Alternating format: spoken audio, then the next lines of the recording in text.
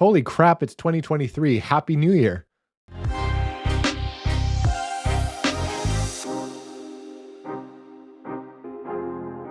Hey guys, welcome back to the channel. My name is Theo, and that was a complete lie. Right now it's December 2022, and as you're watching this, I am enjoying Orlando. I'm enjoying Disney World with my wife and two best friends. So forgive me, but I wanted to make sure you had some content and let you guys know while I'm away, while I'm on vacation, while I don't have time to do this kind of stuff, what I'll be reading for the month of January. So this is my much anticipated, very, very exciting January TBR. Let's go ahead and get right into it. Okay, so first on this list is the only book that I don't have, and it's actually quite chunky. Now, please keep in mind, I'm going to be traveling for work. I just found out that I'm going to be traveling for work in the month of January, and I'll be working, I'll be traveling, I'll have like meetings and engagements in the evenings. I won't be able to probably film a whole lot during like 2 weeks of January, and I won't have time to read probably as much as I otherwise would. So I'm trying to keep that in mind. But the first book is huge. It is my most anticipated book of next year. I can't believe I haven't read it yet. It's part of a huge read along with a ton of other channels.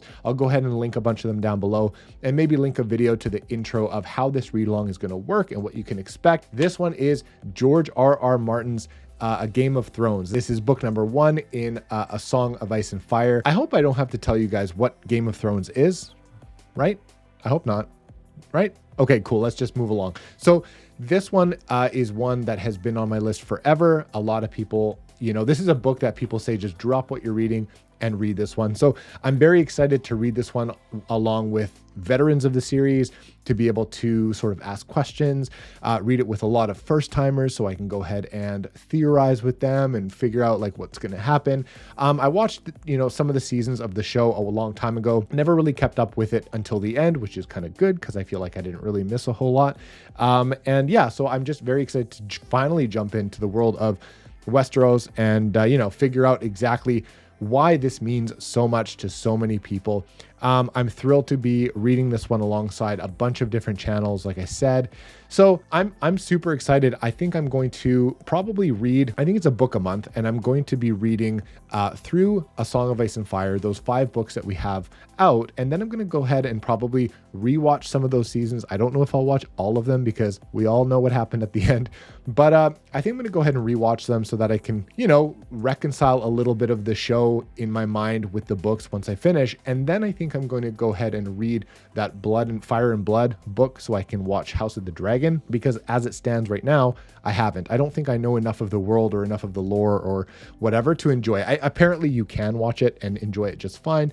I would like to go ahead and read that book first. So that's what I'm going to be doing. That is book number 1. That is kicking off January as soon as I'm able to start reading. I have a couple really thick, chunky books that are trickling into like the end of December and beginning of January because I'm trying to finish up some series, but this will be the first book I pick up in the month of January. The next one is another one that I'm so excited. This is probably number 2 on my absolute most anticipated book of next year, and this is book number 1 in the Live Ship Traders trilogy by Robin Hobb. This is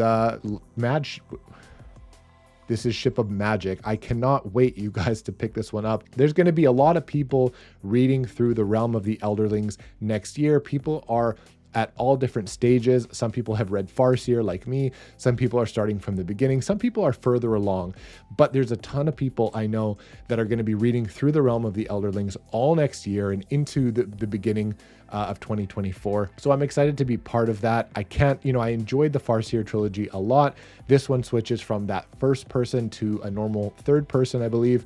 And it follows I think a family of a certain lineage that I guess there's like sentient ships or whatever as like in that family or something. I can't remember exactly how it works, but it sounds pretty awesome. And apparently it is filled with family politics and drama and exceptional character work, and all the stuff that we like about Robin Hobb is like packed in this book. And for a lot of people, it's their favorite books in the series, this Live Ship Traders trilogy, these 3 books. So I'm very excited. I have the other 2 behind me, and I cannot wait to get to this one. This one will be read right after I wrap up Game of Thrones in the month of January. The next book is going to be one that I'm reading in what became kind of an official read along, actually. And you can see the schedule that we've decided to implement for this book because it is huge.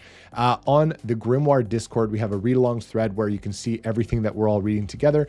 This, like I said, became kind of an official read along, and there's a bunch of other channels joining in as well. Alan, Joanna, I think Jordan from iWizard is joining us, and Alex at Tall Guy Reads is kind of reading it with me. It kind of blew up, like I said, into an official read along. This one is Shogun by James Clavel. This is kind of my nice collector's edition. I don't know what I refer to as my sexy Shogun copy. The way that we're going to do it, because it's so big, and I believe it's split up into 6 parts or 6 books. We're going to be doing books 1 and 2 in January, book 3 in February, and books 4, 5, and 6 in March. And that's how we're splitting it up. I think Alex figured that out or something based on the length of these parts. So I'm just trusting that's how we've listed it for now. So if that changes, I'll let you guys know. But this one is basically about a European that gets like stranded or somehow, ends up in Japan. And there's has to basically figure out this foreign world, foreign land by himself. And, the clash of cultures and sort of that, dynamic is at the forefront of this story. It takes place in the 1600s in Japan. And I've heard a ton about this one. I've been wanting to read this forever. So I got this nice copy, and I'm lucky enough to be able to read this, like I said, very slowly throughout the few months because we have tons planned. There's so many read-alongs going on. We have such stacked months ahead of us and a lot of thick fantasy books. So this one will be over the next couple months, and we're going to take our time and really enjoy it and really savor it because it's apparently a very, very good book. So I can't wait. That is also in January, but it'll trickle into February and March, as I said. Now, because I have a couple chunky books on the docket already, and because I'm traveling in January, like I said, I won't be able to read quite as much as I would like, but also because Shogun is going to be split up into multiple months, I have probably some room for some little skinny books, and I have a couple standalones that I'd really like to try. These ones I'm going to fit in to January where I'm able to. The first one is one that is recommended to me nonstop, and that is Rob J. Hayes' Never Die. This is part of the Mortal Techniques series. It's not really a series, it's a series of 3 standalone novels in the same universe. So that really entices me because I want a nice, quick, fast-paced standalone book that I can fit in nice and easy. This is about 270 pages. Everyone recommends this to me when I say that I want something martial arts inspired, Japanese feeling, anime feeling, fast pace, video game feeling, full of action and like I said, martial arts and that sort of thing. So everybody recommends this to me. Obviously, this is still in the fantasy genre, and it just looks really, really cool. The art here is incredible. Maybe I'll show you the cover there. That probably looks a little bit better. Yeah, maybe I'll read the back. It says, time is up for the Emperor of 10 Kings, and it falls to a murdered 8-year-old boy to render the judgment of a god. Ian knows he can't do it alone, but the Empire is rife with heroes. The only problem, in order to serve, they must first die. Ain has 4 legendary heroes in mind, names from storybooks read to him by his father. Now he must find them and kill them so he can bring them back to fight the Reaper's War. Everything that I've heard about this one makes me think I'm going to really dig it. And again, standalone, it's short, it's fantasy, hits all the notes that I'm looking for in something that I'm able to slip in. So that'll be one that I read in January, most likely. And if not, I'll read it as soon as I get a chance because I'm super excited to try that one from everyone's recommendations. I have another short standalone that I think would be perfect. Maybe I was thinking for the plane ride home from Orlando, just a short plane thriller to digest, something quick and easy, standalone, nothing too heavy on the thought cage up here. So 277-ish pages. This one is from an author that I love. I did a video on this author on where to start and why to read. This one is Blake Crouch, and this book is Run. And I think I ended up sending this to Mike over at Mike's Book Reviews because we both went through this Blake Crouch binge for a while, and I was looking for other books to read by him. This one is short, sweet, nice little standalone, perfect little thriller for when the mood strikes.